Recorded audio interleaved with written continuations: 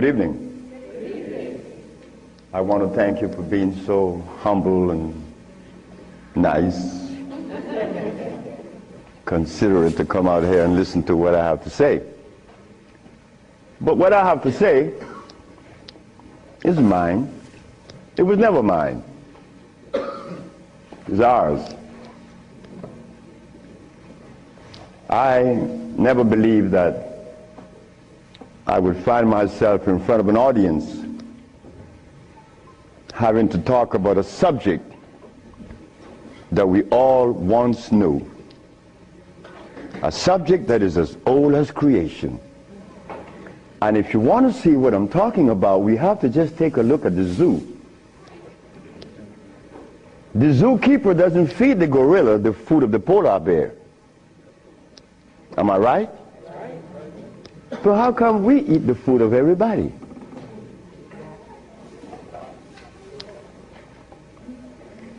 We'll begin this lecture by letting you know, first of all, I'm your brother. No more, no less than you. I can't be smarter than you. That's impossible. We have the same amount of brain cells. So how was I privileged to be navigated to this information? I don't know. I don't even question myself. I just like to live. As a little boy, I hated school. That is the truth. I didn't go to school. I didn't like school. I didn't like to comb my hair. I didn't like a whole lot of things. I didn't like money. I was 12 years of age. I was Seventh-day Adventist. Corby Brown. We left that afternoon from the church. It was the 13th Sabbath. I said, Kirby, how did you like the lecture? I didn't. I said, why you didn't, Kirby? Because they talk about Solomon. I want money. I said, Kirby, but when you have wisdom, you have everything. Well, I don't know what wisdom is now, nor then, but I knew that money was not my pursuit. Kirby said, I want money. We were 12 years of age, 1945. I'm 72 years of age now. In 1994, a young man by the name of Tom Flowers came to me and said, guess who is coming tomorrow? I said, who? Kirby Brown. I said, well, if I remember correctly, Kirby said when we were 12 that he wanted money. I hope he made millions of dollars. I don't have any millions. I don't even have $1,000. But you don't. But that's okay. I live. I found that avenue, or it was shown to me how to live. Not to read books. Because everybody reads books. But yet, society is deteriorating more every day. Everybody reads books. The brother called the other day on the radio and said that he asked about corn, right? Corn? He read books. He said that the text, the Kemetic text showed him that corn is good. Well, he better examine his text because corn was made by man. But anyway, Kirby said he wanted money. That was a Thursday. Tom Flowers said, Kirby is coming tomorrow. So I said, well, if Kirby didn't make his millions, I'm going to remind him that we are alive. We are alive. Kirby didn't arrive. Kirby would never arrive. They had to take axe to chop the hotel door down. Kirby died of a heart attack. Kirby weighed 390 pounds. Kirby wanted money. He became a cab driver in New York. I didn't want any money. I didn't want it then nor now. Because it's not important in your life. It was never important in our lives. The Maya shows that. The Maya built pyramids. The Maya lived for millions of years in the jungles of Central America. No money. The Africans? How long did we live in Africa without money? Since creation. Now they tell us we need money to fight AIDS. Brothers and sisters, we are at a deficit, a tremendous deficit, a deficit that if we do not pay attention, I'm glad I did. I'm glad I did, because I remained that obedient boy that just lost his mama 4 days ago.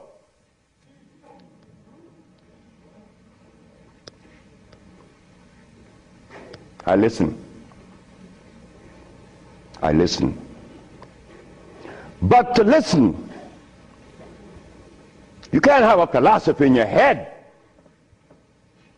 If you have a philosophy in your head, you cannot listen to anyone. I was there. I was a Seventh-day Adventist. I listened to no one but those things that came from the church. Well, if I was to listen to the church today, the Seventh-day Adventists, I'll be eating tofu. I'll be sick. You see? I'll be eating tofu. If I had gone to school, I would have become a medical scientist. I wouldn't have been able to cure AIDS, because they do not. They don't cure AIDS. If I had listened to all of the philosophies of Europe, I would have never been able to find the answer to the cure of diseases. But today, I'm going to share with you the African wisdom, the African brain, the African genesis, the African resonance, something that was never taught to us in the schools. Well, why should we expect the school to teach us something that would enhance our growth and save our lives? Why should the school teach you that? When in history has there ever been examples to show that one race of people is indebted to another? That has never been. Then you tell me that the white man is a bigot. The white man was never a bigot. He was never a discriminator. The white man is a person that obeys the first law of nature. Self-preservation is the first law of nature. So the white man, whenever he proceeds to preserve his race, and we sit back and say he's a bigot, it's only because we have lost it and we don't even know how to get ourselves out of this mess. I'm one of them. I'm you standing here. But one day, it was to be that your brother would be shown something that would change the profile of things. I left my country, where I was born then. In 1953 to New Orleans, I became a merchant seaman. I was 20 years of age. As a merchant seaman, I became an engineer 5 years later. I'm a steam engineer. Don't ask me how I did that, because that's going to baffle you, because I've never been to school, and I don't read books. I don't read books now, nobody's book. I'm not even going to read my own.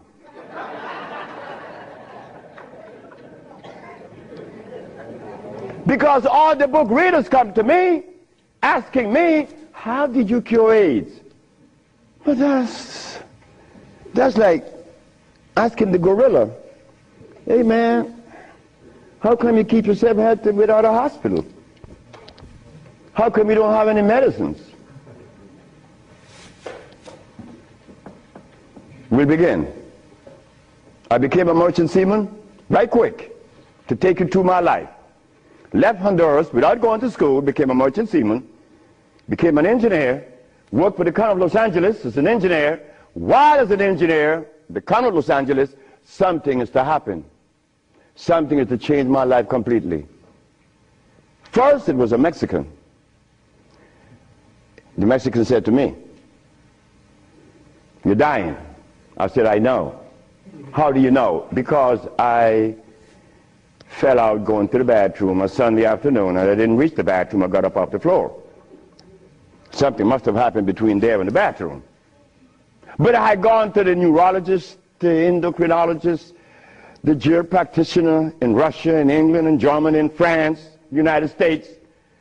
And they were people that knows what it is about. They had the great big books on medical science. But my asthma and my diabetes, my impotence was kicking. What happened to the books? They read books.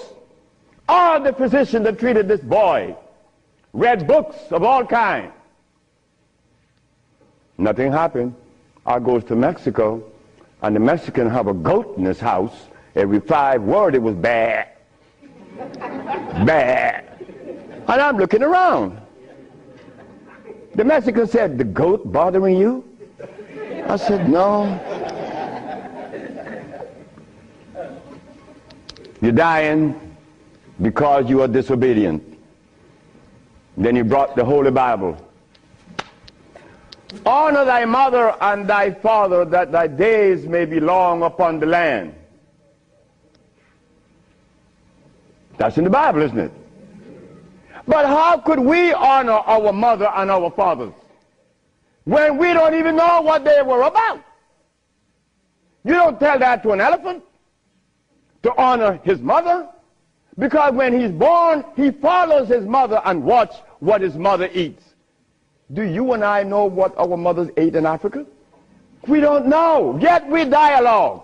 We dialogue on this level of intelligence because I know Plato, I know Aristotle, I know all about Diogenes, but you don't know what your mama ate. So everything that you talk about means absolutely nothing. So you see where they have us at a deficit? That's why we need each other's.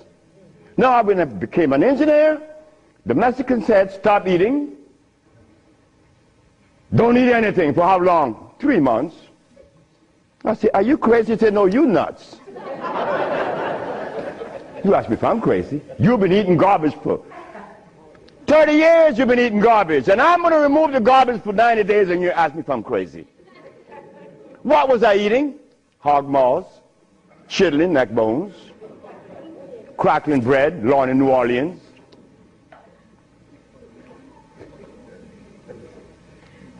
Eggs, because the grown-ups told me when my penis wasn't getting hard, eat eggs, drink raw eggs. And I did, by the dozens. And nothing happened. The Mexican said, "Don't worry about it, don't eat." 90 days later, I was no longer impotent, no longer diabetic, no longer asthmatic, no longer with glasses on my eyes, and this stomach hair was 42.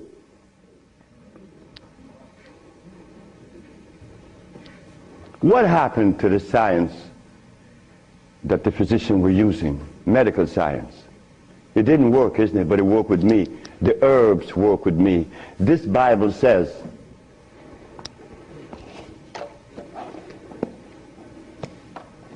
in the book of Revelation, it says 22 verse, and the first chapter, it talks about the herbs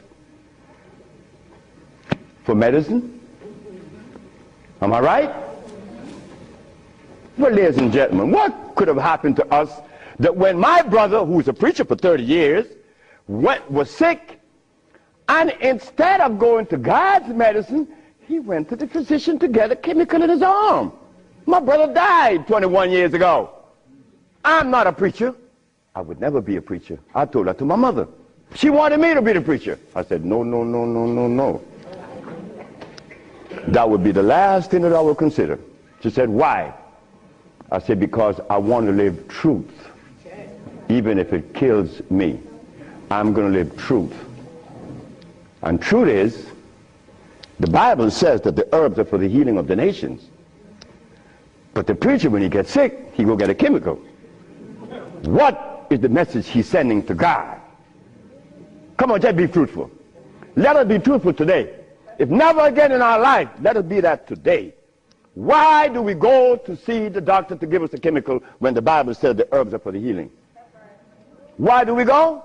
Well, you're going to soon find out. That's what affected me then and probably affecting me now to a great degree. More than I would ever realize. Because remember, I want to go to the blackboard.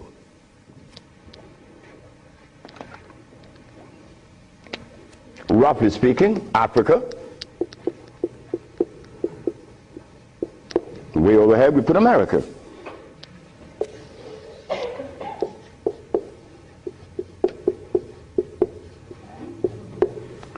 They are 4,500 miles. What happened between here and here? A lot happened. You see, when we were here, without the mathematics, without the ABC, without the sciences, when we were here, we had something to our advantage that we no longer have here. We are blind here. Here we weren't. We were seeing. Why? Because God provided us with everything we needed here. And none of it was comfrey or rice and beans. There were no tofu. There were no soy there. There were no cows. And there were no hogs, no chicken. There were no flour. Those things didn't come from Africa. You see rice and beans and flour and cheese and meat and the starch that you eat, they all came from right here, from a laboratory.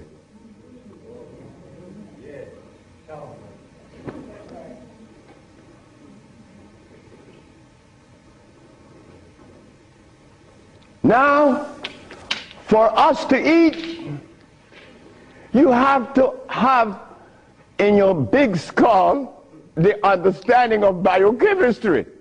But when we were here, we didn't have to know anything about biochemistry. Why? Because God doesn't make poisons. You see, God doesn't make carrots. Well, let me put it here. Stop the garbage. Anytime someone tells you that tofu is good for you, that someone that just gave that information to you has one eye open. But he's confident that when he tells you to eat carrots and you drink it, you have both closed. So a one-eyed man is king where everybody's blind. But the one that recommends the tofu is only half seeing. He's blind. He got one eye open only. But he doesn't know it. Example. Before we get into the real lecture, pull this out. This is how people take privileges on us. They don't care about us.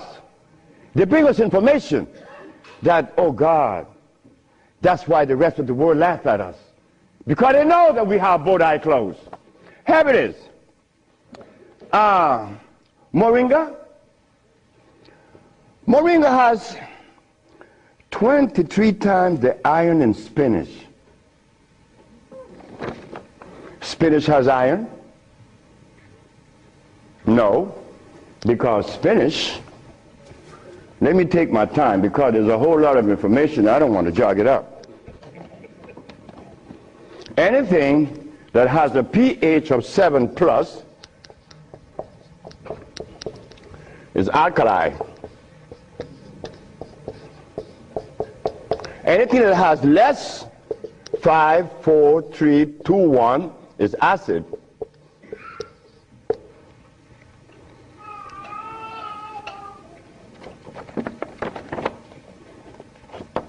Spinach.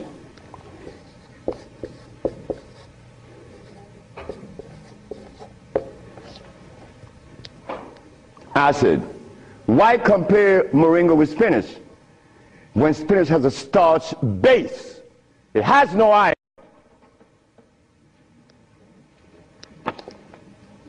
7 times the calcium in milk. Milk has calcium. Well, I stopped drinking milk 42 years ago, and I could fall on my knees. You drink milk with moringa, because they said to mix it with milk and some pages hair, you're not going to fall on your knees at 73. You're going to leave your knees down there. 11 times vitamin A that you find in carrots. Carrots has vitamin A. Carrots belongs on the acid side of life.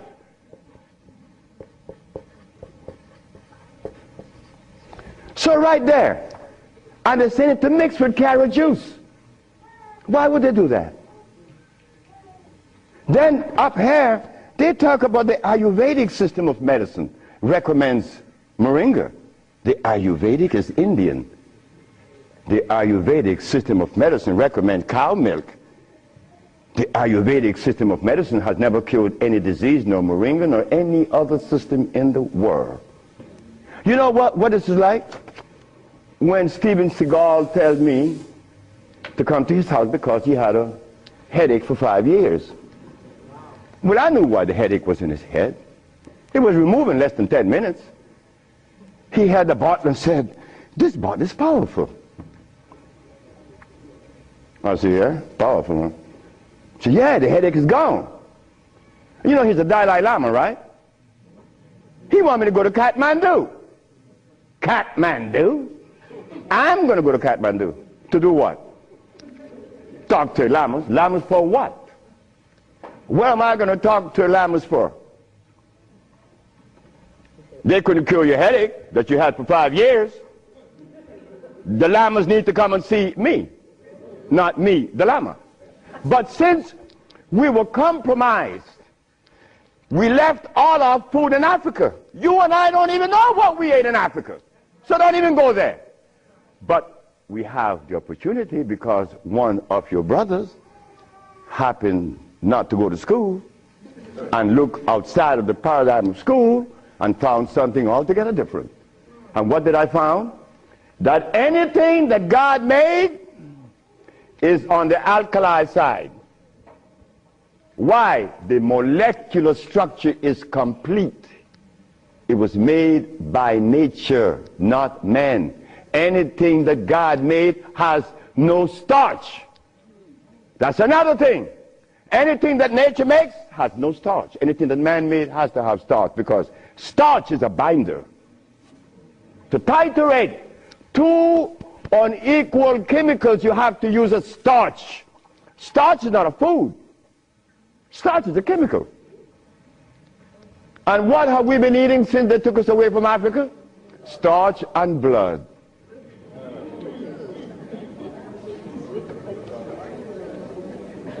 Starch and blood. We didn't eat blood in Africa. Gorilla doesn't eat blood. He eats leaves and berries. But gorillas are sane. They listen to each other, and they have a society well put together. Well, Sebi, when he became the engineer, and he found out that the pH value of things had a lot to do with healing and the properties that's to be used, I was happy. I used to run home. Guess what I found? I found that the herb that everybody's talking about is acid, and everybody's using it. What herb is that? Comfrey. She said, what? I said, yes, it's on the acid side. And so is rose hips, enchirecia. What about golden seal? That's right, golden seal was made. It's like the stick that you put in your mouth. They call what? What they call it? The chew stick. What they call it? Liquid stick. Everybody have liquid stick in the mouth, right? But liquid stick was made. It has 50 times more sugar than does sugar itself. It has glycerinic acid. You see, we didn't have to study biochemistry in Africa because everything we had there was on the alkali side, so we could eat anything. But when they brought us here, you know, put some clothes on now. And after they put the clothes on you, come here, boy, you got to get in front of this classroom. You have to learn this ABC stuff. But hold it now. Gorilla doesn't take the cubs to be trained by polar bears. Gorillas train her own cubs. The gorilla way. But no, you and I, our parents couldn't do better. They had to take us to the school because they wanted to save us, you know, protect us, because that's mother. Mother doesn't want child to suffer.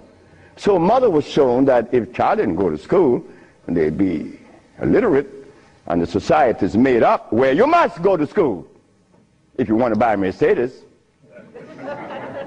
But in our society, school, what you mean by school?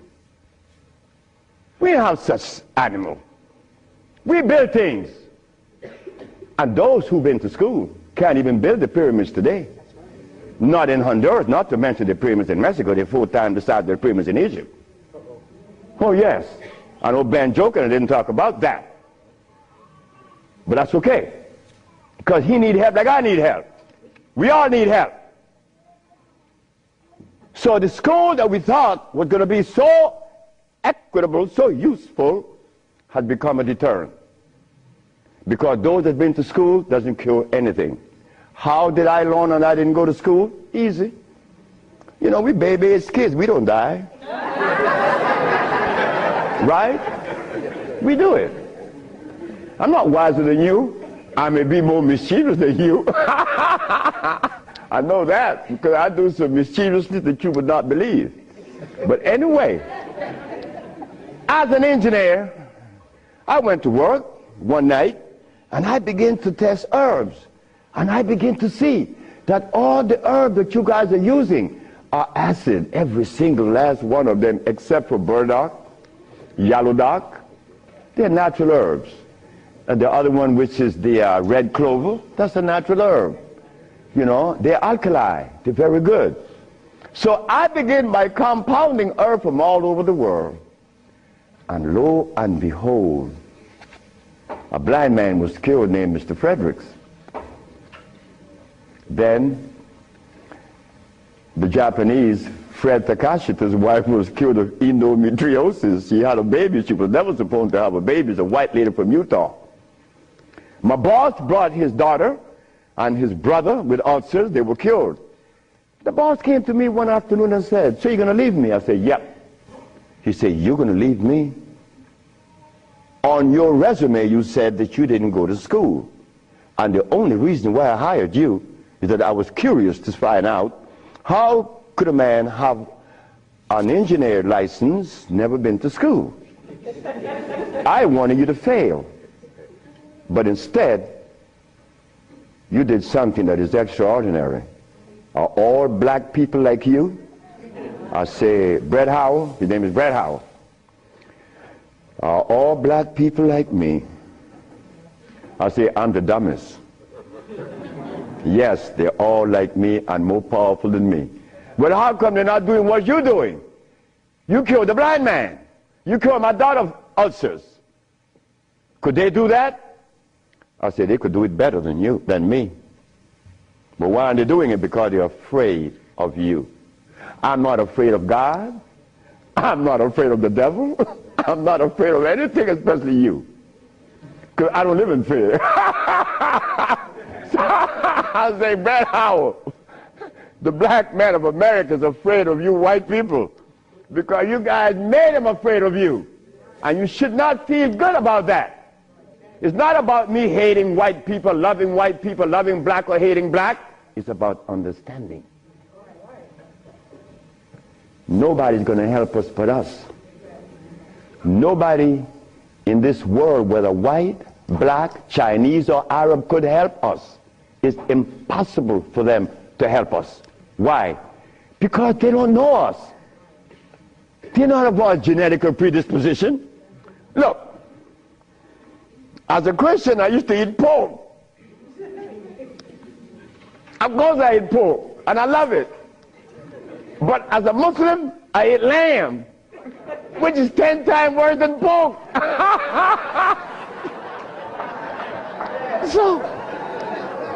So what do I do? Who do I turn to? So after I quit my job, the boss said, wait just a minute, because I think you're crazy. You're leaving your job as a steam engineer in 1980, when herbs in 1980, I'm making $2,900 a month. I'm going to leave my job with 10 years seniority to come after some herb that you didn't like. Why did I do this? I had to do it. It wasn't that I could see that far. I can't see beyond my nose. Talk about years ahead. But I had to quit my job. And I had to question myself, why am I doing this? But I did.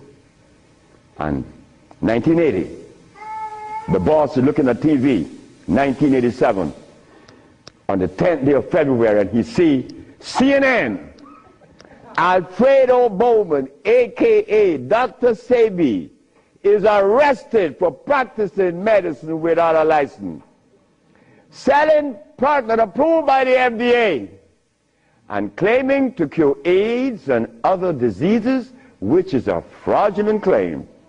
The boss saw that. The boss' wife is in the bathroom because he told me the story himself. He called her out, come and see the man that's arrested.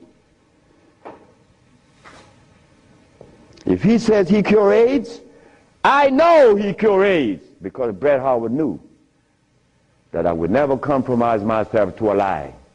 When I talk, I know what I said is not true, but I also know that in America, you could also be dead right.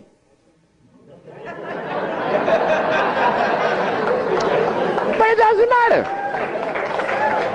It does not matter. I'm 73 already. They kill me tomorrow, it's all over with. I rather reach 73. My brother, who was a preacher, he only got to 50. But I stuck with you, the black woman. That was my success. You, the black woman. I always kept my eyes on you. Nobody else, not the maid, because I'm one. We don't do nothing. We can't do anything. We need you. Because it is you that held a hand. It is you that breastfed us. My mother breastfed me for only 4 years. But that was sufficient.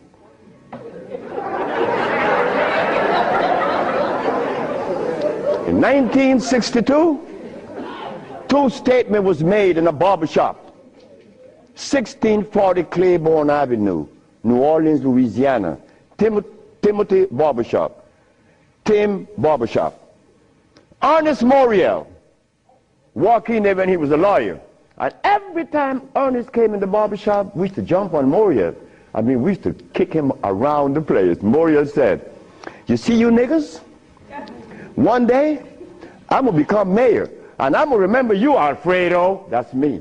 The big mouth. I'm going to have you in jail. Ernest became the mayor of New Orleans. I was in Los Angeles, and the most hurting thing in my life was when I heard that Moriel had passed with asthma, a disease that I used to suffer with, that I was cured of in Mexico, and that I have addressed so many times. Moriel died.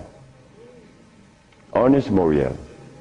Then another statement was made by me in that same barbershop. I said that I would give the black woman a gift. Brother said, Logan said, sapphire? I said, yes, sapphire, your mama. I said, she was the first, you came out of her, she held your hand, she teach you everything about the basic things of life, and then she cut you loose. Now she worth nothing, she's sapphire. I'm going to give her a gift. 1962, that statement was made. But 1962, I was sick. I had asthma, I had diabetes, I was impotent, I had everything under the sun. But in 1964, I was cured, and years went by. Then I found out this is the gift to the black woman. The healing that I found is in your hands now, black woman. Yes, it's in your hands. So in 1987, I was arrested.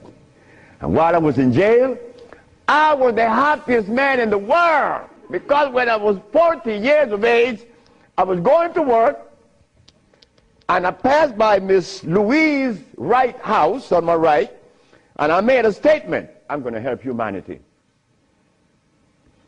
And here it is. 1987 is the showdown. I was arrested. All of the people in New York that were healers, I don't need to call their name. They say, yeah, they got the big mouth. They were angry with me because I put an ad in the Village Voice and the Amsterdam News and the New York Post. AIDS has been cured by the USHA Research Institute. And we specialize in cures for leukemia, sickle cell, impotence, blindness, cancer, and others. Well, after all, I did it. Shouldn't I advertise it? You should be glad your brother's doing that. Because now you have a chance to share in the bounty, right? That's the way I felt. So I'm in jail and I'm wondering, how is the American Medical Association going to escape from this one?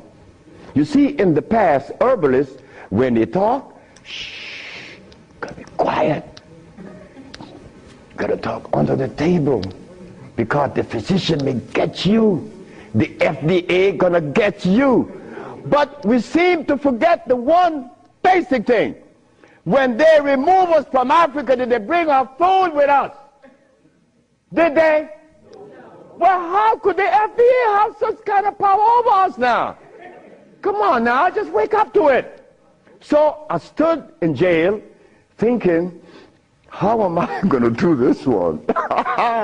This is going to be a heavy number, but it's nice because I wanted this moment.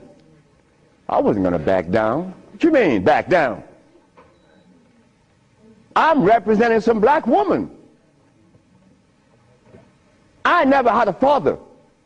I never had a man in my confines to tell me something. No, I never had a stepdaddy. I had a woman. And then another woman, my grandmother. My great-great-grandmother lived to 124. Her name was Elizabeth. And she lived 70 years without a man. My great-grandmother lived 112. She lived 68 years without a man. My grandmother died at 100. And she lived 50 years without a man. My mother died 5 days ago. And she racked up 40. My mother died while I was coming to see you. I didn't turn back. You know why? The relationship with me and my mother was one of love. And she would have never wanted me to be there. My brother told my mother when I was about 10 years ago, he told her, yeah, you didn't like me. You didn't give me any love. You didn't give Fred any love either. That's me. So my mother said, what you say? You gave all your love to the pastor, not to Fred and me. My mother said, like, Fred, are you in on that? I said, ma'am, this boy was talking garbage. See, he told me he's serious. I'm never serious. I don't know what it is to be serious. I hear men talk about seriousness. Well, I don't know what you do with that. But my mama said, raise your hand up and open your fingers. Which finger would you elect to take off of your hand? I said, none. She said, thank you. My mother turned to my brother and said, you said that I didn't give Fred any love. Fred, you wanted my love? I said, nope. Didn't want it. I didn't need it. Because my mother knew if my mother ever interfered in my life, I would be upset. I was in the streets by the river all the time. My mother knows, all mother knows the child that needs her love, her attention. But she loves all. But she knows the one that needs the attention. I didn't want my mother attention. And she knew it. But my brother said that she didn't give him any. But the boy went to the 3rd grade. He owns a fishing fleet. He owns an ice factory. And he owns that she didn't give him any. But the boy went to the 3rd grade. He owns a fishing fleet. He owns an ice factory. And he owns a fleet of planes. And he said that his mother didn't give him love. You see how we could easily make mistakes? Okay. Mother is mother and will always be mothers. The greatest gender on the planet. So while I'm going to court now, and I'm standing, the judge said, get the man out of jail, and I went to his chambers. Judge Shorter said, young man, you mind if I ask you a question? I said, no, sir. Why did you advertise that you cure AIDS? Well, sir, my mother's alive, Africa exists, and my face, and I would never offend any of the three. That's why I advertise that I cure AIDS. He turned to the woman at the desk and said to her, ask her, did you investigate this man before you arrest him? She said, no. Her name was Phyllis Spade from the Attorney General office in New York. She said, no. You didn't investigate this man before you arrest him? This man, the response he gave me, he cured AIDS. But AIDS is the easiest thing to cure. People think that AIDS is difficult.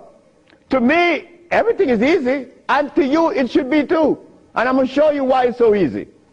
So the judge said, well, you're out in bail. And that was February the 12th, I got out of the 13th. But the case doesn't begin until 88. September. I have a year and 8 months. Why the judge gave me so much time, I would never understand. So I waited. Trial date. This is where the showdown with black and white. Not better or worse. We are not better than any white man or Chinese, no. We just happen to be different. That difference has never been treated by any religion or philosophy. There is a difference that needs to be understood. So while I went into court, the judge said, well, Dr. Sebi, will you please begin? Where do I begin? Begin where you say you cure AIDS and the physicians say there's no cure. The physicians are 100% right. There is no cure for AIDS or any other disease. The judge said, just a minute. There's a contradiction here. The newspaper says that you cure AIDS. Then you agreeing with the physicians. That's a contradiction. No, it's not. When you're limited, it is. But when you live out the box, it isn't. She said, help me. She said, of course. The physician take the position that there is no cure for AIDS or any other disease, and the physicians are 100% right, according to their philosophy and their perspective. Their medicine didn't show them a cure. So how could they say that there is a cure? But the perspective that prepared me, there is cure for AIDS and every other disease. Oh my God, when I said that, the physician jumped up. Your Honor, Dr. Victor Herbert said, Your Honor, what other perspective could there be? After all, you know, this patent on us, the FDA has a patent on us. You cannot talk. The FDA talk, you shut up. Oh yeah? Well, I'm going to find out. So, the judge said, what perspective is yours? Dr. Victor Herbert, Dr. Bonanno, and Dr. Christopher said, how could there be another? I said, there is another, Your Honor. And what is the other? The African bioelectric cell food. I've never heard of such a thing. That's what the physician said. He had never heard of the African bioelectric cell food. I said, of course. But we have to remind the good physician that he have not heard of a whole lot of other things. But that doesn't deny the existence of the African biomineral electric cell food. What is it? Okay. The allopathic claim that there are multiple diseases. The African biomineral balance negate that position. There's only one disease, never been two. The allopathic claim that to treat the multiple disease you must use a chemical, which is violating God. Right? The African biobalance said no. It's a nutritional approach, electric food. Your Honor, I told you that this man was insane and unscientific. He said there's only one disease, but there's only one. Remember, I'm the boy that didn't go to school. I'm going to break things down to the least common denominator. When I was a steam engineer, I found out that in a machine, thermodynamics I'm talking about, or an automobile, the only thing that could cause this machine to go bad is what? Short circuit, obstruction, overheating.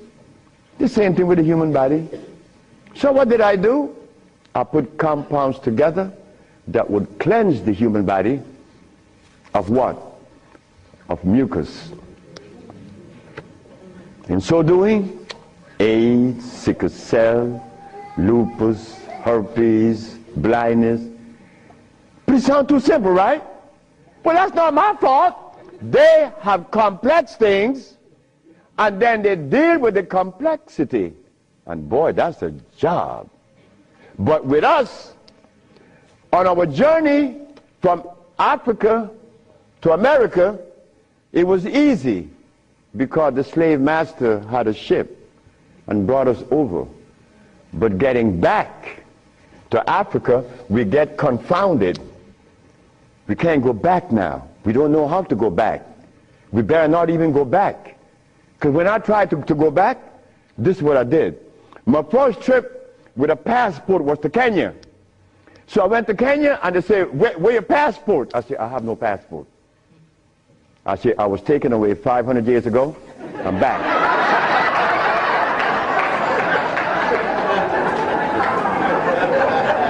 When I left, I didn't have any passport.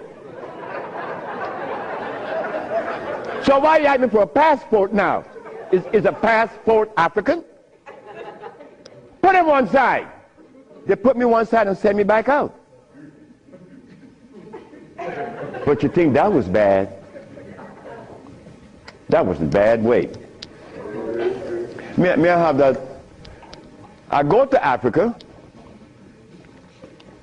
I go with my wife and I said, well, boy, I'm happy. Girl, we're going to liberate Africa. We're going to do something for mother country. I go and I saw Dr. Parinyatwa in Zimbabwe. I said, Dr. Parinyatwa, I think your problems are over with. Not only Zimbabwe, all of Africa. Here is Hospital Vicente di Antoni, is an Italian hospital. Department of Blood and Laboratories. Oswald Zavala, HIV positive on the 25th of November of 1993. 17th of January of 1994, HIV negative. This boy named Alfredo Lagos, this from the Red Cross, the Honduran Red Cross. It says here that this boy, it doesn't show any date of which he contracted AIDS. Why? Because he was born with AIDS. But down here it says he's negative on the 19th day of January of 1995. Another one. This one caused a laboratory to call for me. I thought it was funny. This is the next one, the other one. His name is Alex Suarez. On the second day of January, this boy of August, he found himself with HIV positive. On the 19th day of August of the same year, 17 days later, the boy is no longer HIV positive. So they called me for what? I don't know. because I know they're not going to change it. Now, this one you're going to like. This one is from the San Diego Public Health Laboratories. It says here that this man has a HIV-1 RNA 26,205. The boy was supposed to be dead at 25, right? Just go to the other page. 6 months later, he's less than 400. He was killed at 15. So anybody want to read it? Because I could be lying, because that's the way we think. But here it is. No, that's possible. I could be lying. Here, young lady. So, curing AIDS, brother and sister, look, that's the easiest thing for niggas to do. We could do more than that. Curing AIDS, to them is big thing. To us, it's nothing. You understand? But now, here is where this little culprit comes in. Where did I put it? The blood.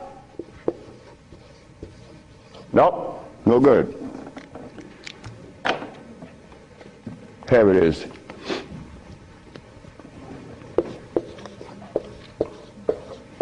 Blood and starch.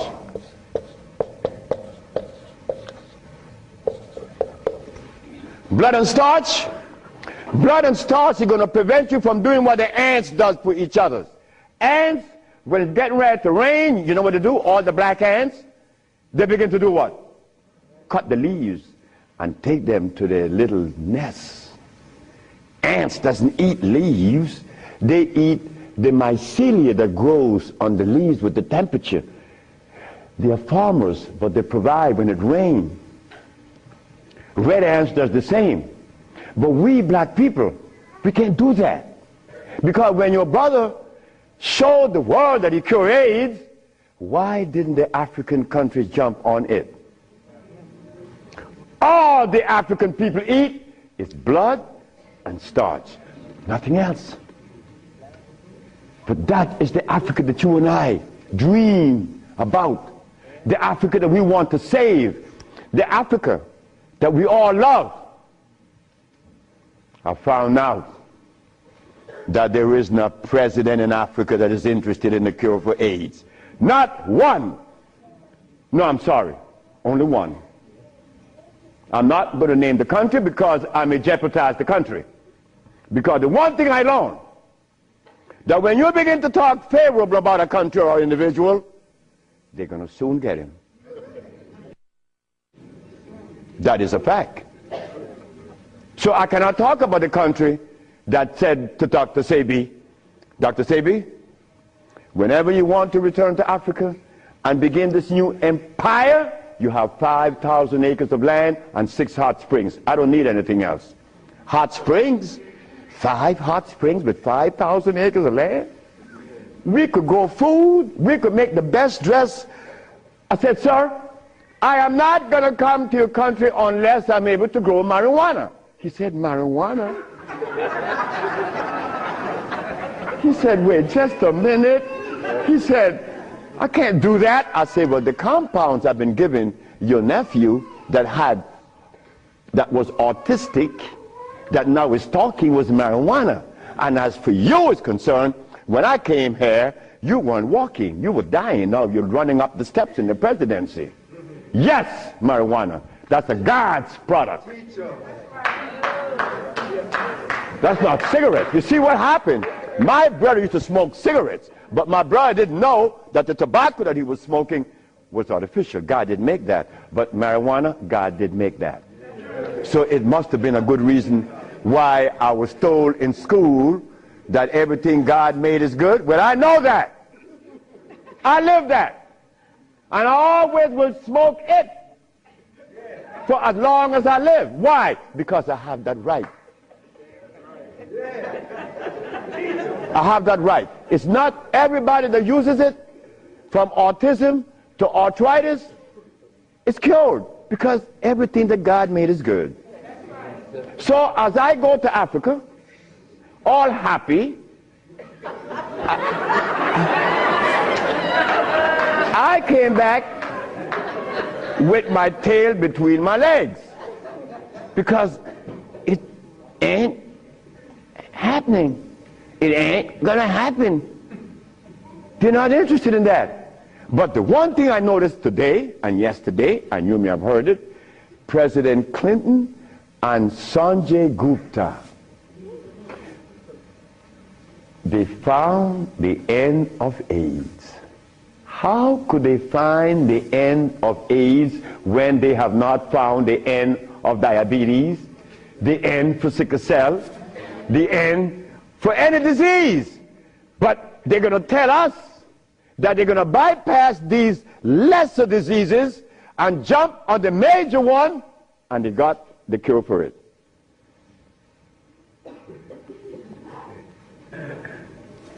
I got documents to substantiate that I cure AIDS, right? So what's up? Still. What's up? Well, I'm going to show you what's up. When I was in Zimbabwe, the Department of Health said, why do you come to us saying that you could help us? And your leaders in America didn't help you. My leaders in America? What do you mean by that? They mentioned Minister Farrakhan. I said, just a minute. I don't follow any man. I follow women. And I don't follow sick people. Because if I follow sick people, then I got to be sicker. I go to Brazil. They say, why don't you, if your leaders didn't help you, why should we? I say, my leaders, again, they brought these leaders in front of me. And they mentioned something like Al Sharpton and Jesse Jackson. I say, oh God. I say, why you all ask me about these people? I never knew of Jesse Jackson or Al Sharpton or Oprah Winfrey promoting something that is equitable and good for the black community.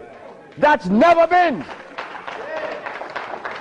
What they could do is march. That I know. But why do you ask me about it? I'm asking you, why can't you incorporate this in your repertoire? You said me, I have no leaders. My leader is my mama. The biggest testicles on anybody I've ever seen, they was on my mama. So don't ask me about leaders. I don't follow leaders. I never was part of that thinking. I don't need anyone to lead me someplace. So now I'm asking you, what do we do now? I cure AIDS. Are you going to call Oprah? You don't need to. She could advertise 1 million pieces, broken pieces, right? But that's fine. But she cannot advertise the cure for humanity. But there's one little dude that got himself in trouble. And he was totally unaware of what was going to happen.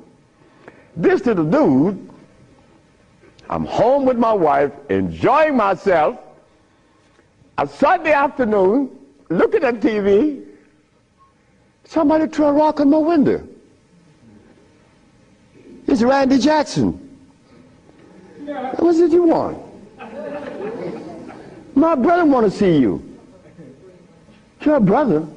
Michael? Okay. I went. Well, he's sick as hell. Well, I treated him, and he got cured. He saw it, and he was encouraged to take me to the Rayburn building on Capitol Hill. Oh, my God. This is going to really confound you. Michael Jackson took me to the Rayburn building on Capitol Hill on the 31st day of March? April. No, of March. March. It was March. 31st day of March of 2004. I said, why are you taking me there? Because you cure AIDS. I said, but what makes you think that they are interested in that? What makes you think that the world is interested? I don't care if it's any country in the world, they are not interested. Especially Africa. They were never interested. AIDS isn't killing Africa. Hepatitis C is killing Africa. All of West Africa is red line for hepatitis C. you talking about? But they're Muslims. So they have to eat the Muslim food, which is goats and lamb.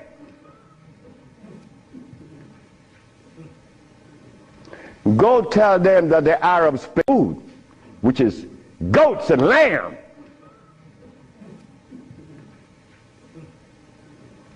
Go tell them that the Arabs played a trick on their brain. You cannot do that. Me, I remain the son of the jungle woman. The jungle woman that didn't have any clothes on.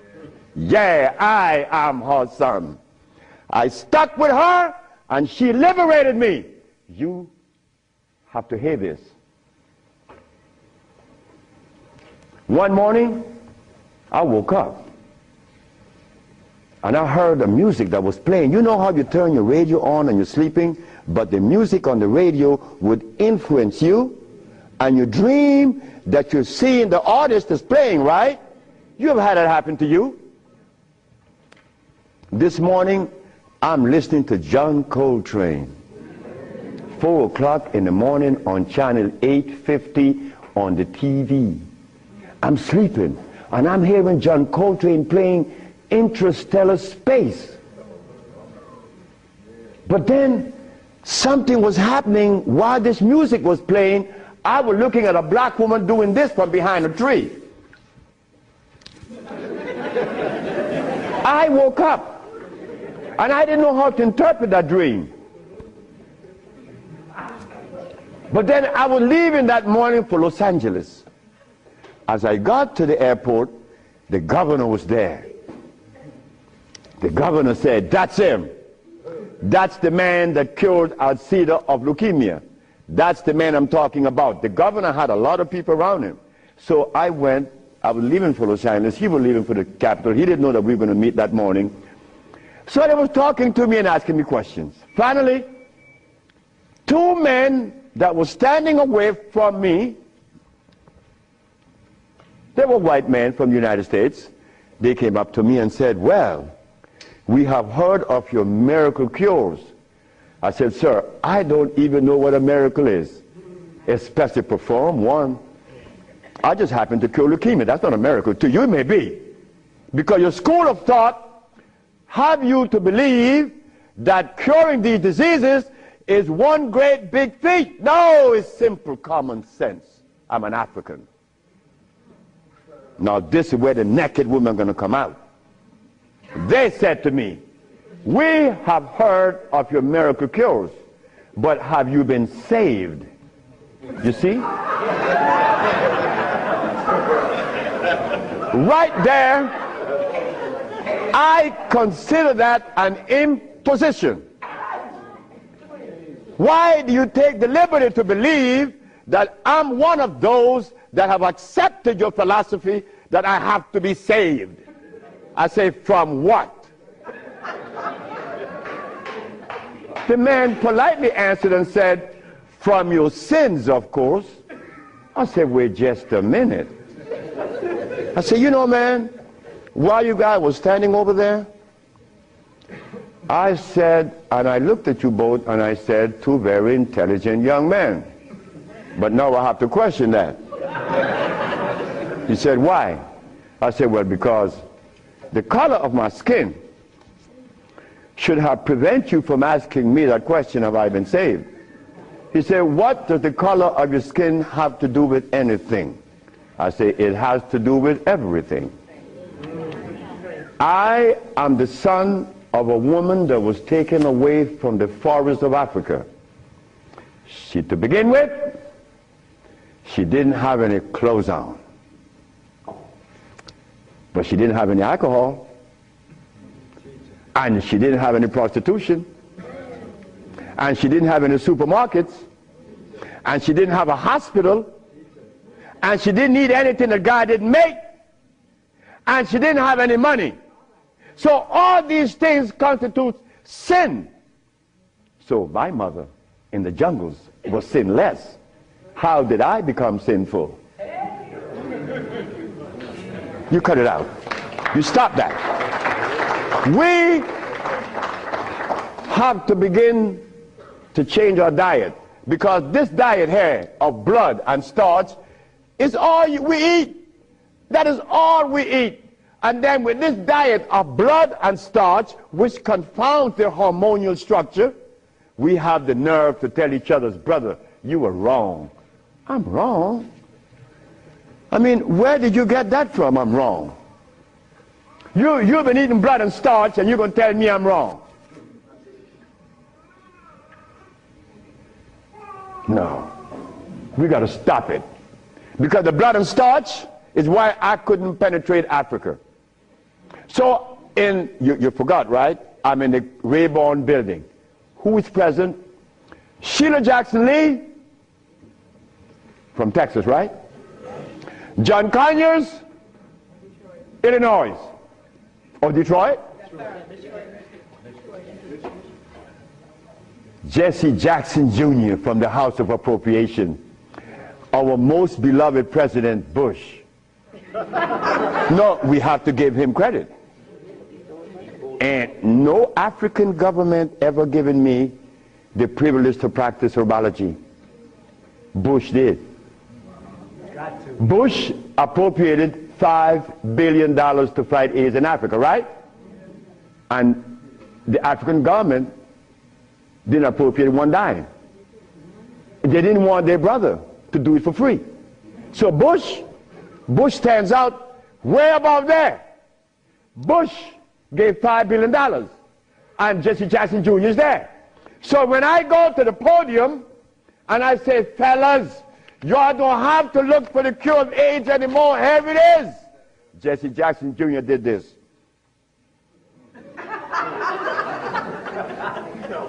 I said, I'm going to talk about this. I have to write about this in my book. Because you, not me, but you and I believe in the leaders. We hope that they could do something, right? Well, they had a chance. So 17 African ambassadors. Only one came to me from Mali.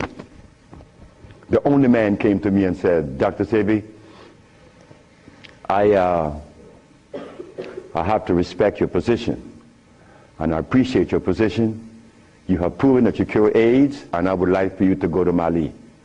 But that's not the country I was talking about previously. He just presented himself that day. But Jesse Jackson Jr. didn't tell you that I cure AIDS, right? He didn't tell his daddy either, isn't it? And Miss Sheila Jackson Lee didn't talk about it, right? And so did John Conyers. So who gives a damn? You see? But that's good. That's good. We don't need leaders, isn't it? So we're going to do it. Because we're doing it now. Because those black women I'm talking about, there's one sitting there. They are going to tell the world we cure AIDS. But last night, Clinton and Sanjay Gupta is on CNN talking about the end of AIDS. How about the end of sickle cell? How about the end of lupus? How about the end of herpes? How about the end of blindness? They didn't find those, but they find the end of AIDS. How is that possible? Are we going to buy that too? Are we going to let them continue to say that there is no cure for AIDS when your brother is curing it? So we are guilty. We are the one that's guilty, not the leaders, because they're sick. All the leaders are sick. You can look at them and tell they're sick. So we have to forget about the leaders, right? So which animal in the forest follows a male? None, right? They all follow females. So how did we begin to follow males? I mean, that was the most, look, the one thing I wanted in my life was a woman laying by me as my significant other or my wife, that she didn't have a God or a devil in her brain. That woman is sitting there. Because I could not have a woman laying by me and she worshiping something else. I mean nothing to her. No, you worship you. That's who you worship. That's who we worship in the forest. And we were doing quite well because none of us, her children, could talk about how long did our parents live in the forest of Africa. You don't know. For millions of years since creation. Did we have money? We live a perpetual vacation. Now I gotta wear this stupid suit on. When I didn't have to wear any clothes. But now just to live, I have to have a $15,000 suit on, a $5,000 shoes. I have to have all kind of stuff on me. And then I qualify. I qualify. Do you have a master's degree? Man, I didn't go to school. Oh, put him aside.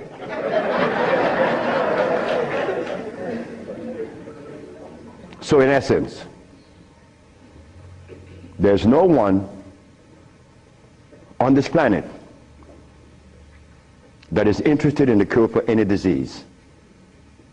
None of the leaders, none of those who are talking, they are not interested.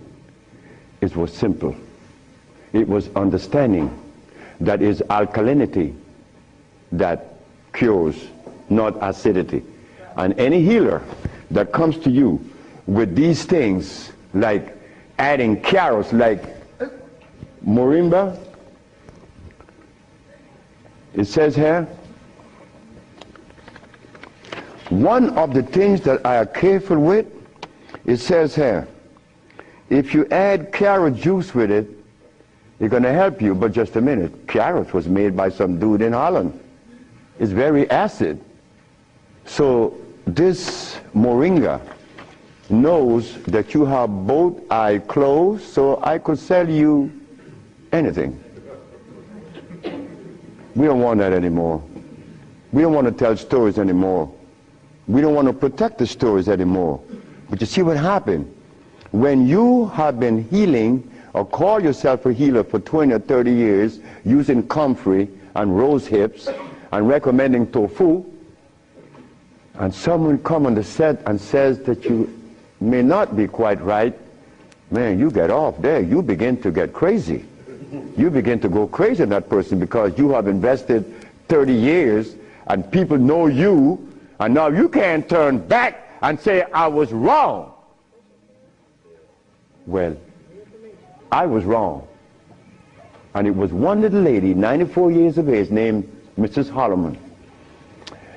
I was along with the rest of the healers. I was reading these books by Jethro Kloss, Alma Hutchins, Indian Herbology of North America, Myers, Christopher, also this other named Shooks.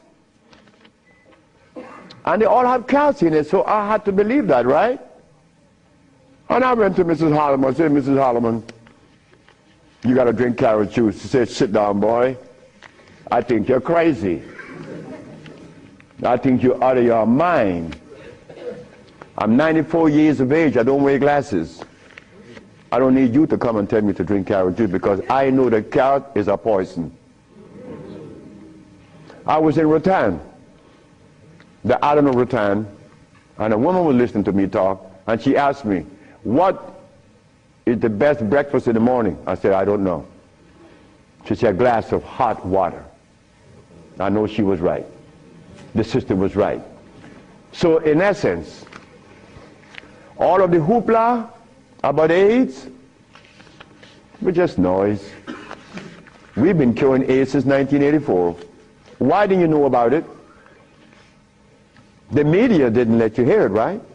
Jesse Jackson Jr. didn't talk about it, right? Well, I think in the book I have to mention his name because this is what's happening. They're lying to us, and we have to stop it. We have the cure for every disease in the world. We, the black race, is responsible. Not the white, not the Chinese, not the Arab. The Arab need help. They need help now. All Arabs need help because there's no way in the world where you find the highest incidence of eye problem like Arabia because they eat lamb. But could you go and tell an Arab to stop eating his lamb? It's like going to tell someone that uses cocaine, stop. Then you're crazy.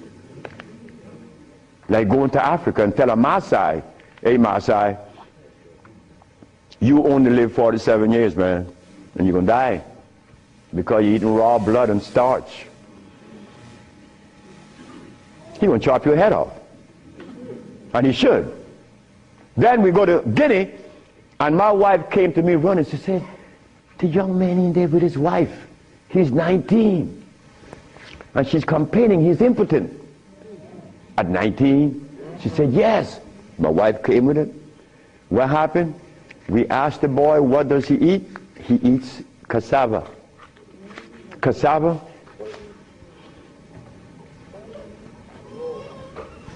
We say raw? Yes. Go to Guinea. It's a what? Cassava.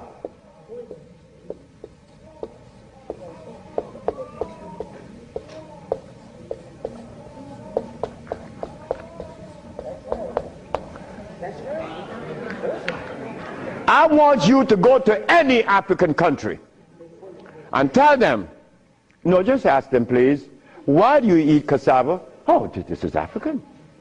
This is from history. Hey, African, I know you've been bamboozled too, because cassava is not a product of nature, nor of Africa. Cassava is a starch that needs the aid of a man to grow it. Cassava cannot grow by itself, and it has cyanide. But the cyanide has already affected the brain. He cannot think for himself. It's like talking to a Haitian or a Brazilian. In fact, the only country that I have ever visited that have people dark like me, but nobody in Brazil is black. Brazil.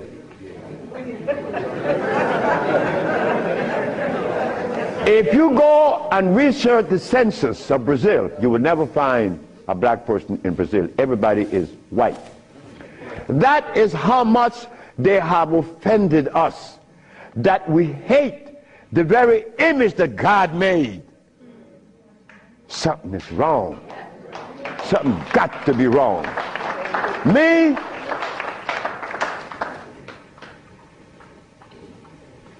I was a very good Christian, and a very good Muslim, a very good Buddha. And I wanted to join the, well, I don't want to mention it, but anyway, I was a good everything. But what I found, that they were feeding me the wrong food, and I had to deny all of them because they feed us garbage. There isn't a religion in the world that have fed the black race in America or anywhere in the world the food that is consistent with their cellular predisposition. So if you, my religion, is feeding me the wrong food, then what is the message you are sending? It's like putting gasoline in a diesel car. You would not get to South Philly. No, you're not. It's not going to run right. But we eating starch and blood, and we want a dialogue. Dialogue based on what? I mean, come on now. We are the remnants of what world? Let us try to bring it back. We can't challenge each other's. The only thing we have to offer each other's now is love. But to get to that point, a sister told me the other day, because I made a statement in the church, a brave woman stood up and asked me, Dr. Sebi, what have you learned from the entity that you are forwarding to us now? What have you learned from it? I learned to kiss everybody's butt. And I meant that. It came out that way in the church. Well, I had to give it that way, because that is the way it came to my brain. I kiss everybody's butt. It's easy. You see, it makes it easy. When you start kicking it, somebody's going to do something to you. And when you start kissing it, they reward you. So this sister came to me, and she was very smart. She said, do you literally? I said, drop your panties.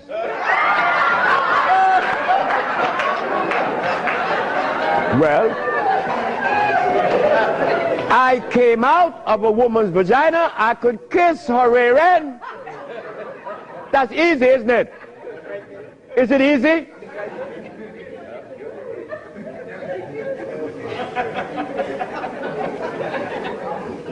See, I have no what you all call shame. I don't know what that is. I'm not serious, I'm not ashamed, I'm not a man, I'm a male. Beyond.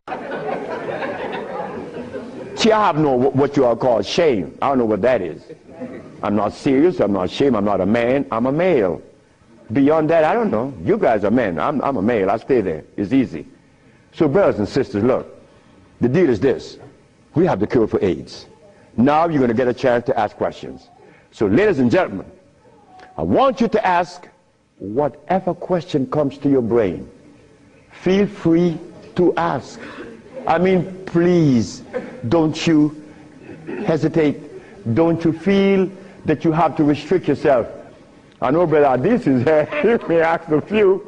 I'm glad to see the brother. You know, Brother Adis is a brother I've been knowing for years. Stand up, brother. When I saw the brother the other day, I was very encouraged because the brother looks good. Yes, sir. I appreciate the brother. The brother looks good. The brother, I remember him on Sultan and Kwasi in New York. I would hope that Kwasi would come. And a bunch of other brothers. It was a bunch of us brothers. We were in love. New York was, look, we were in love. There was a love that we used to share that was so nice, so warm. But none of us, or all of us, understood that we couldn't follow anybody. Because if you start following one, you have to dislike the other group. But I'm a black man, I have to love everybody. I have to love Muslims, I have to love Buddhists, I have to love Christians. So if I have to love everybody, then I'm going to make it easy. I ain't joining nobody. Because I have to love everybody anyway. So it makes it easy. So now we go to the question. The sister and then you, another, yes. Good afternoon. Is it necessary to circumcise the male child? Again, sit down. The sister asked, is it necessary to circumcise the boy, the male child? Well, who started that? European. Who? My last little girl was born. I said, you're not, I told her mother, if this child is born and I'm not here, you will not cut the navel string. Okay? You understand? Listen to me now, Fanny. You will not cut this baby navel string. Okay. And I'm going to tell you how to do it. When the baby's born, you put the baby on your chest and let the baby suck your breast. The placenta is going to come right out. You put the placenta in a bowl and put some flowers on it. Keep the navel string attached to the baby until the placenta. 4 days later, it falls off the baby. You throw away everything. No cutting, no stress. No, it isn't necessary to circumcise, because I was never circumcised. It was you. Next. I've been treated by you before and was very successful with it. But I'm a backslider and I want to know, what is the cure for AIDS so I can get back on track? She said that I treated her before and that she was cured, but something happened. I don't know. She wanted to get back on track. And the next question about how do I cure AIDS? Well, I have a daughter now that's 21, and she's the key to beautiful things. She's the daughter of this woman. Her mother hated me, and with all rights. The woman was right. Oh God, she was right. I had 2 wives in the same house, and this woman is in love with me. Oh God, this nigga is crazy. He's a Solomon. Nigga, look, you are a jive, MF. Her mother cursed me out. She cursed me out, and I'm standing looking at Miss Margaret, and I could see the hurt in her eyes. Because this woman is in love with this man that already have 2 wives in the same house. Boy, what do I do? And I find myself in this triangle here and don't know how I got in it. But years went by. No, she got a baby, she got pregnant, they kick her out of the house. But that's okay. She had the baby little girl, Zave. Zave grew up. Zave was 19. She cured her mother, her grandmother, of diabetes. The little girl that this woman didn't want to come into the world grew up to cure her of diabetes. Last month I got a notice from the mother that Zave just cured a woman in New York of AIDS. How do we cure AIDS? It's simple. We put the compounds together to address the mucous membrane, to cleanse the mucous membrane, to cleanse the bowels. Simultaneously, we went to the forest and found the herbs such as the, over here on the alkali side,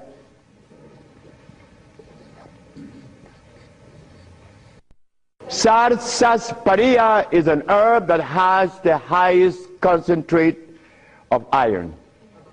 Fluorine, iron. Guaco, that is a plant that has, I thought I had a stick with me because I'm always chewing on it. This is guaco. Guaco is a plant that would definitely strengthen the immune system because it is iron again. But it has potassium iodide, no, potassium phosphate, not iodide. Iodide comes from the ocean. Kankansa, that's an African plant. Kankansa is an African plant. This plant has one of the highest concentrate of what?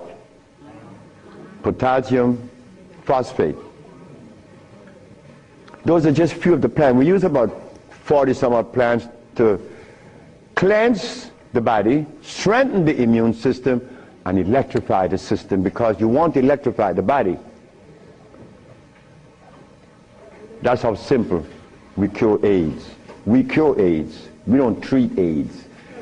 This thing here says that Moringa said, and they keep repeating it, that they uses it with the belief that it's going to cure. They think, oh no, we got to stop talking like that. We cure. That's how we got to start talking. If you don't cure, get out of the way. Because you're lying to people. Next question. The brother. Peace and blessing.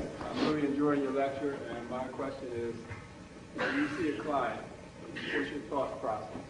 When I see a client, my thought process, I already know what the brother needs. Like the Mexican knew what I needed. The Mexican said, you're dying because you have disobeyed. Without, unconsciously you disobeyed. So when a brother comes to me, I already know what the brother needs.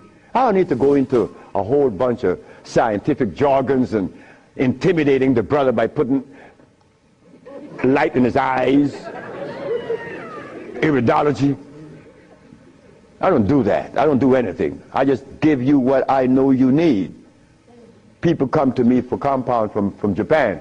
She killed a woman in Japan named Kaoto Kita in Kobe. She never seen a woman. She was in hospice already. With cancer what? The lungs. There you go. Cancer of the lungs in hospice. She never seen a woman. In a month time, she's vacationing in Hawaii. Okay, there you got it. Yes. Harder than you. Yes, the sister.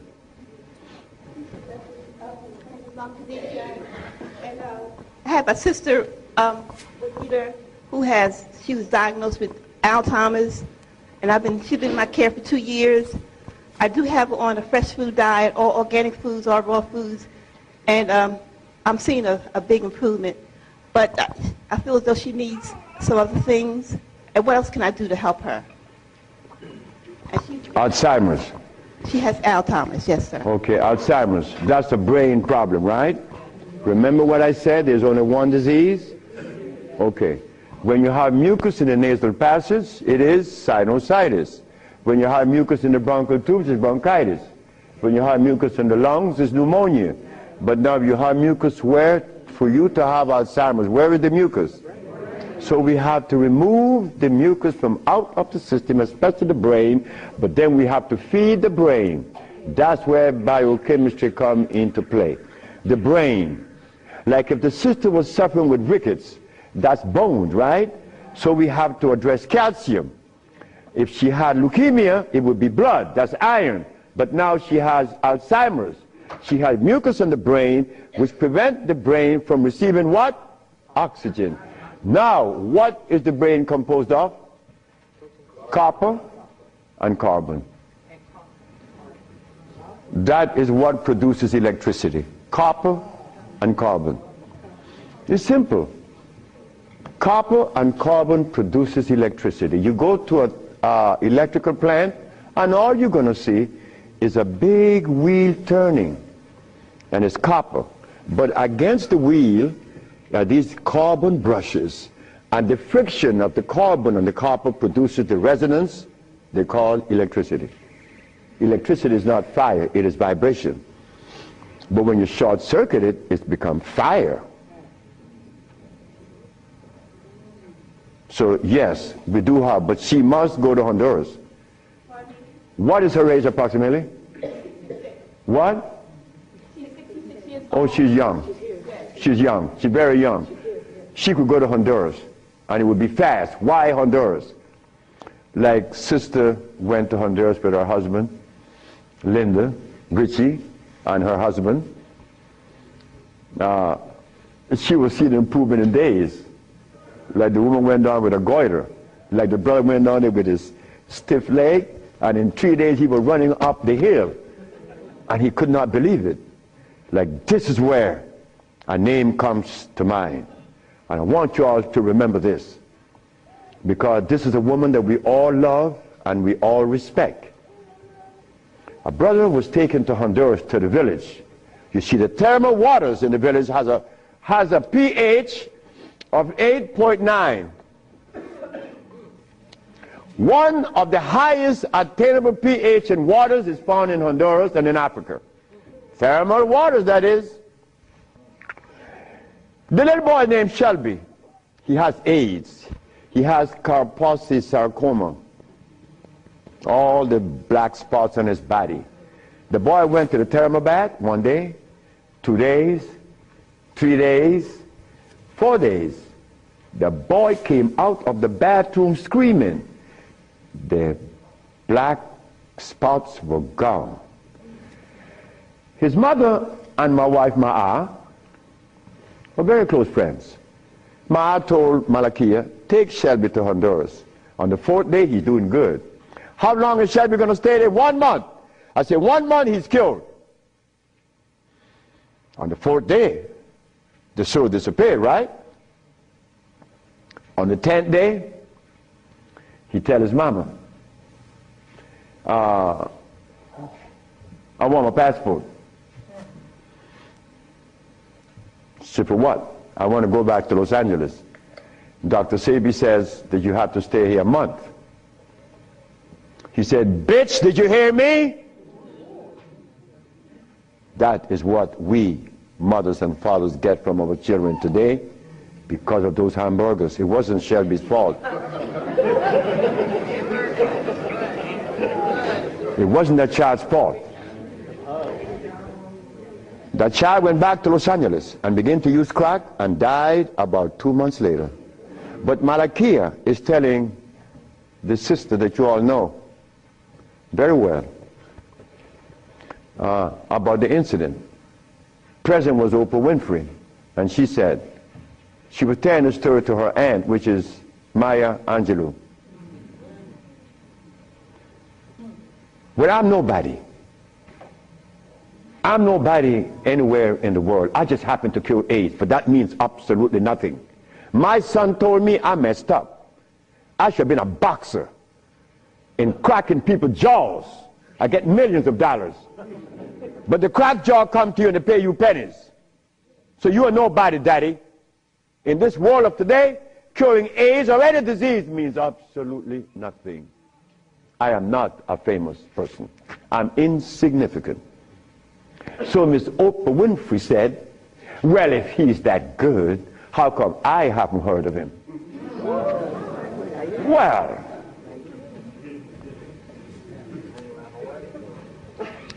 I'm not famous.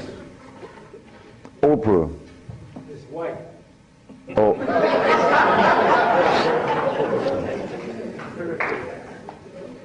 My book would be out in July. I know she's not going to advertise it, although she suffered embarrassment with 1 million broken pieces. But that's okay. We have to remember the blood and starch. So when you go home, you remember that blood and starch, because that prevents you from liking you, from loving yourself.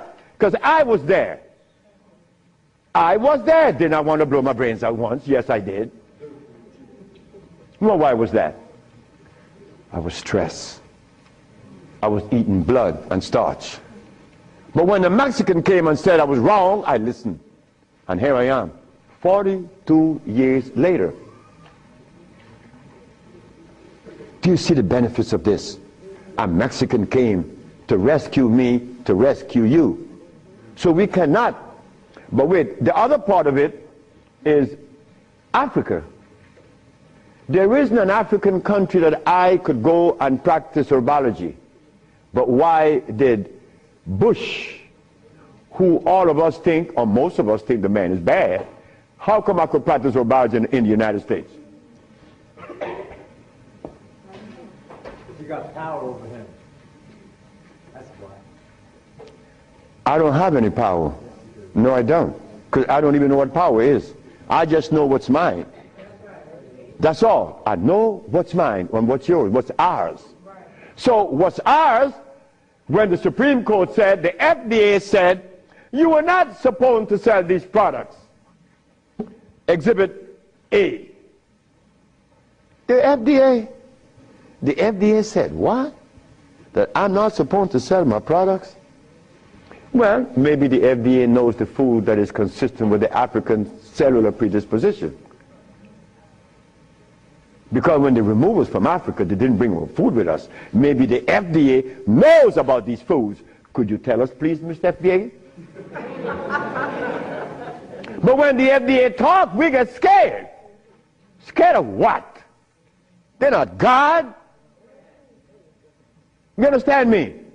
No, I don't have any power over nobody. I don't want that. If you know what I like to do, you will know I don't want any power. the brother in the back. Hepatitis C. Yes, sir. Mr. Charles Fisher. Who is Charles Fisher? He was the manager for LL Cool J.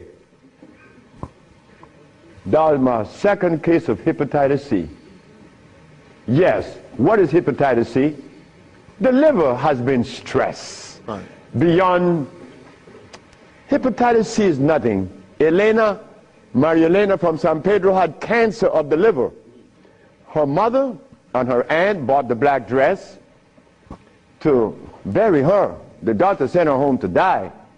Maria Elena's sister saw a newspaper with me in it. She said, hey, there's a nigger down there in Jutiapa that got a big mouth that says he could do a bunch of stuff. And she came. 2 years have gone by. Maria Elena is healthier than her sister. Yes. What is hepatitis C? It's when the liver has got so toxic and loaded with what? With poison. Blood and starch. So we clean it, clean the body. Because you have to clean the intestines. You have to clean the liver. You have to clean the blood. Because all of these have been affected. Yes, brother, we have cured many of hepatitis C. So what herbs would you use, doctor? It's not an herb. It's a therapy. Therapy? It's a therapy that we have. Okay. I was so encouraged to, what's that, interferon. Interferon? Yeah, I was encouraged to be... Brother, interferon is something that's been on the set for 25 years, and I have been curing AIDS and sickle cell and lupus, herpes, blindness, and paralysis. Interferon doesn't do that. Interferon is a chemical that is derived from the penis of a brother. You know that, right? You know it. Yeah. That's not even right. Come on, the Bible says The Bible said the herbs are for the healing of the nation. The Bible didn't say anything about chemicals. Right? Okay. So now, we could tell the world, yes, we object. Oh, one more thing. One more thing is very important. Many of you have insurance companies, right? Insurances. And on that sheet, it says that they do not honor anyone that is not accredited physicians. Meaning that you are compelled to go to see a physician to give you his chemicals. But now, they are telling you that they are God. And that you have no other recourse. But let me tell you something. Yes, they have to honor us. Because we have the only compound in the world that is consistent with our cellular predisposition. Nobody else.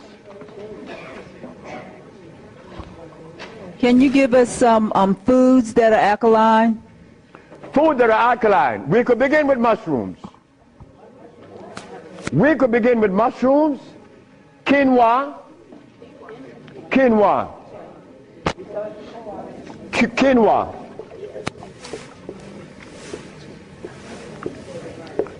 amaranth,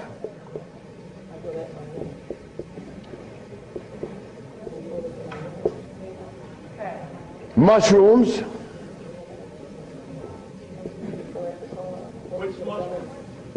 portobello, crimini, also oyster mushrooms. Many people are of the opinion that oyster mushrooms or mushrooms are fungus. What is a fungus? A fungus is something that grows on you and eats things up. Mushrooms are the product of mycelia. This is a network that nourishes. I have cured many diseases, psychological problems, with the Stropharia cubensis. So let me tell you something. Mushrooms are very good. They're high in potassium. Yes. And then the next, wait.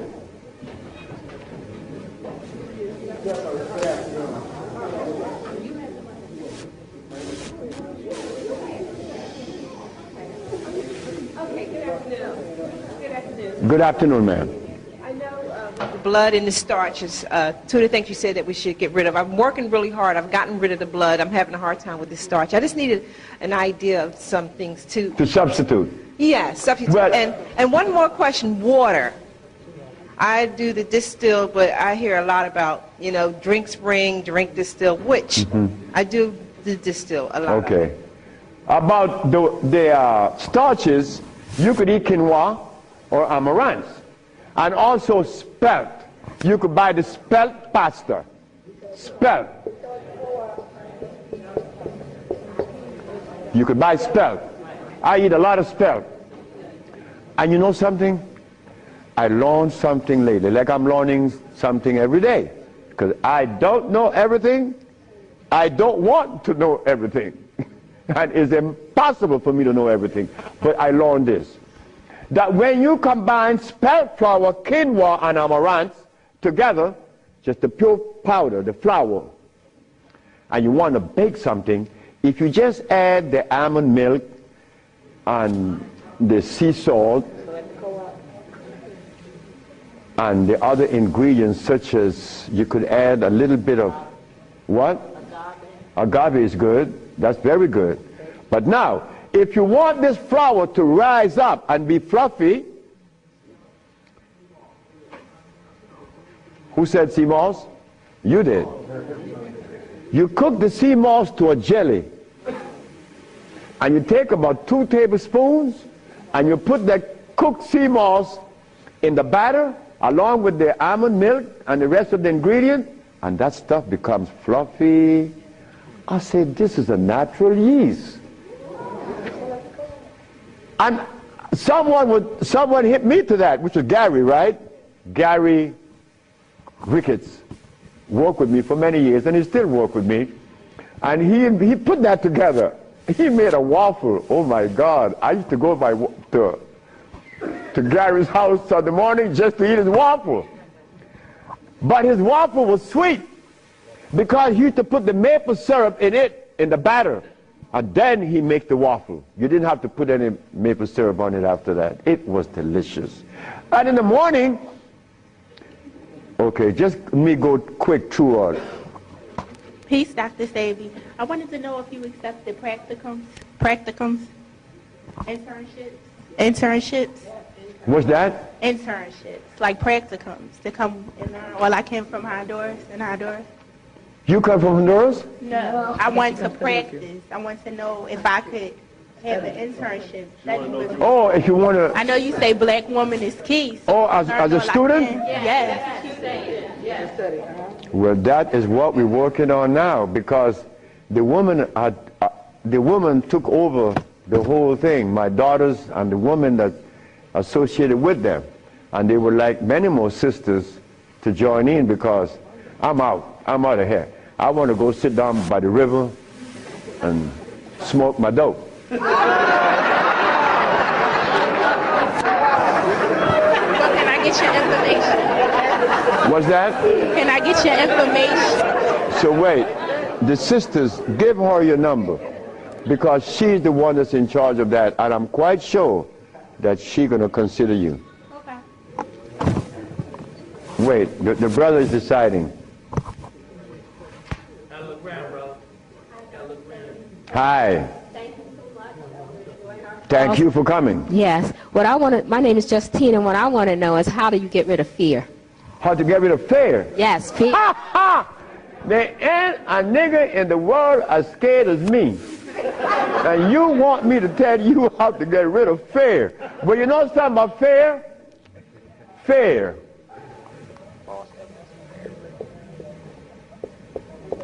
Fear is a natural occurrence. You don't get rid of fear. You understand fear. You don't get rid of it, because fear is necessary. But you don't let fear control you, right? Because it would paralyze you. Fear would prevent you from opening the door where there's a great, big, beautiful tomorrow. Fear, you see, when I was insane, to a greater extent than I am now, I was placed in a psychiatric ward in New Jersey. And they were right. But what they didn't know, that I was aware that I was sick. I was also aware that I would not take any of anything that they gave me in that hospital. But there was a man that, you know the swinging doors, right? A swinging door is a door that opens both ways, and you're going to swing it. And every time he came to his door to go inside his room, he used to stand there. And he could never open that door. I used to go by and swing the door, and he'd go in and say, "Thank you, man." Why couldn't he open that door? Fear. But once you open the door and you see this great big thing, fear is gone. A bright tomorrow, hey, I'm no longer in fear. But then comes another one that's going to trick you.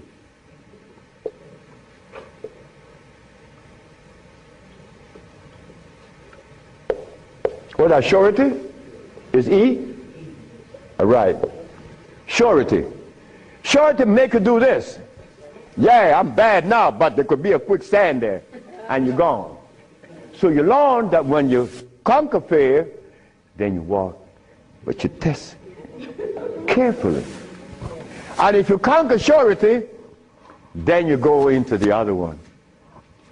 And this one I'm going to really trick you. Power. Power gives you a freedom to execute, but not to violate. Because if you violate, even though you're in power, they will kill you. They did that to Nicolae Ceausescu, right? In Czechoslovakia. Because Nicolae Ceausescu wanted everyone to stop eating meat. Because he knew. But you don't change people overnight. They killed the man. Because he imposed some other laws on them that were cruel. He used to kill them too. So power has to be understood, not to be misused. Then if you survive power, then you get the last one that's going to get you.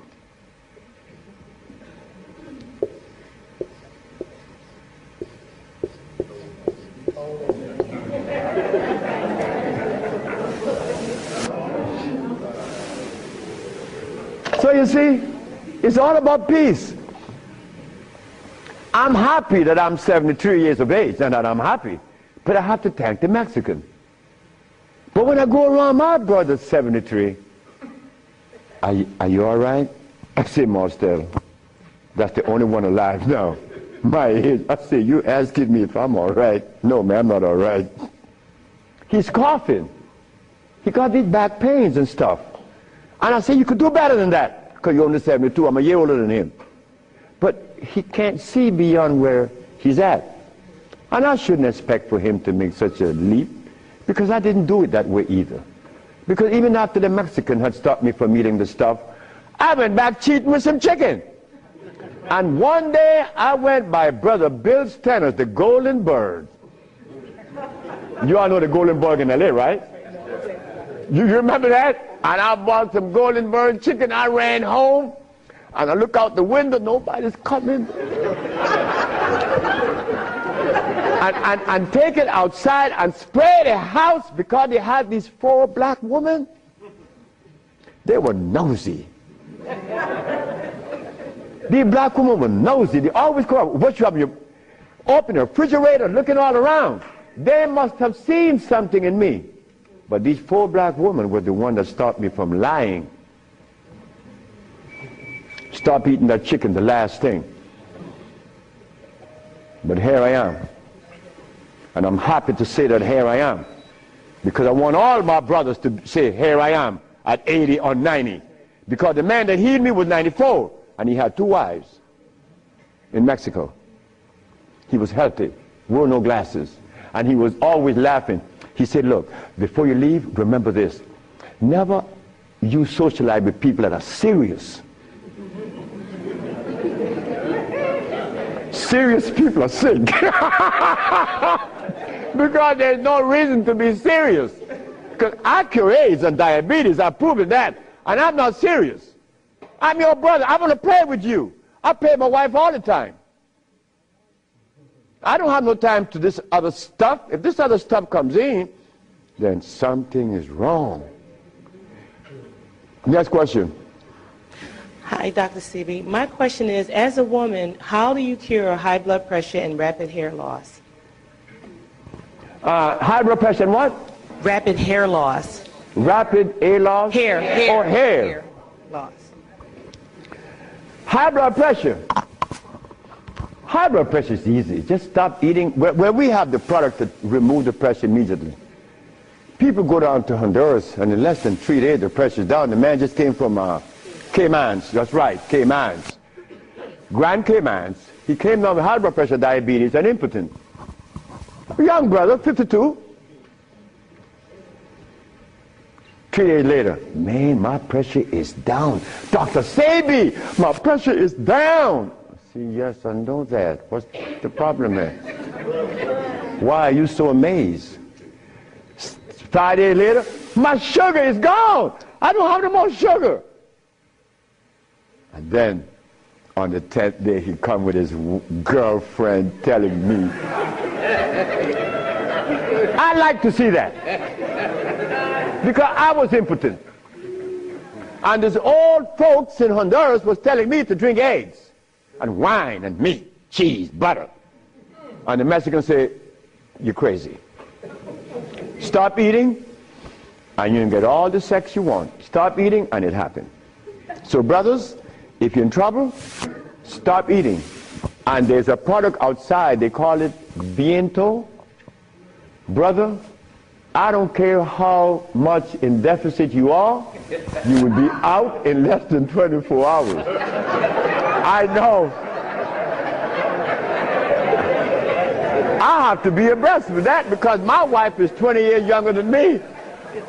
I can't allow this woman to get ahead of me. You understand? And she looks good and she's youthful. So I have to maintain energy. And I want all of you brothers to understand that that stuff that we eat, wait. Just draw this for you, that we will see what it is I'm talking about. Because this is important.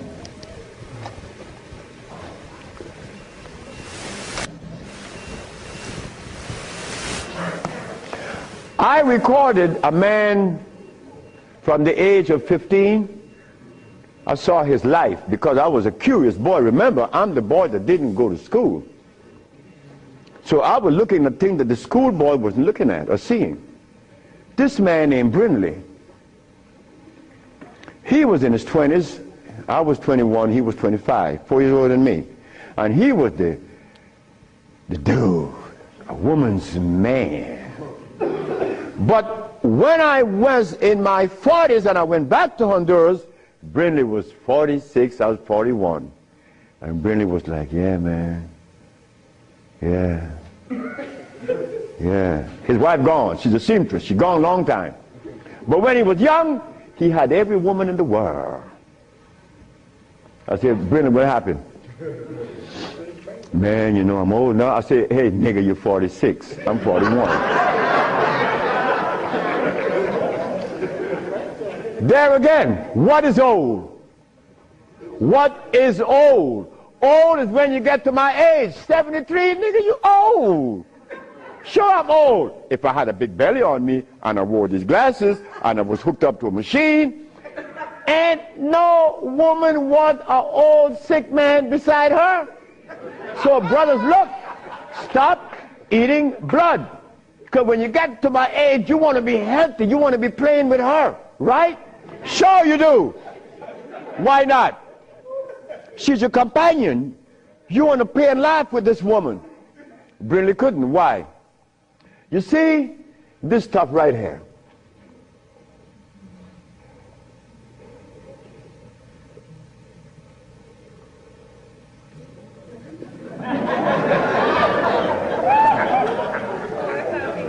This is what a man plays his manhoodness with, his penis. Yeah, I'm a man. But in here,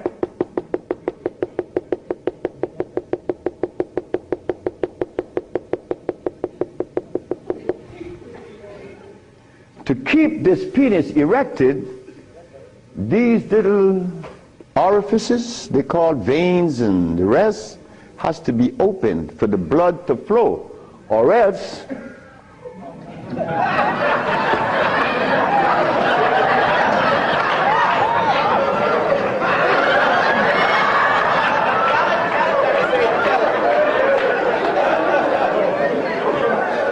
you think I can't talk about it?